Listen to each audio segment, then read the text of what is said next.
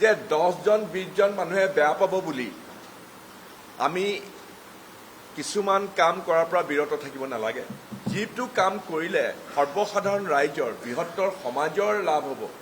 গতিকে পদপথবিলাক যিটো অন্যায়ভাৱে কব্জা কৰি পেলাই দোকান পোহাৰ দি মইতো এইটোত বৰ কঠোৰ ব্যৱস্থা লোৱাটো GMCয়ে লোৱাটো মই বিচাৰিছোঁ, কৰ্তৃপক্ষই লোৱাটো বিচাৰিছোঁ। কাৰণ কঠোৰ ব্যৱস্থা নল'লে আমি তেনেকৈয়ে থাকিব লাগিব। সেইকাৰণে সাধাৰণ মানুহৰ মংগলৰ কাৰণে সুবিধাৰ কাৰণে আমি দুই একে বেয়া পাব, দুই একে বেলেগ বেলেগ ধৰণেৰে প্ৰৰোচিত কৰিবলৈ চেষ্টা কৰিব, কিন্তু সেইবিলাক পৰুৱা কৰিলে নহ'ব। আৰু চবেই জানে যে আমাৰ মুখ্যমন্ত্ৰী ডাঙৰীয়াই কঠোৰ সিদ্ধান্ত লোৱাৰ পৰা কেতিয়াও আঁতৰি নাহে।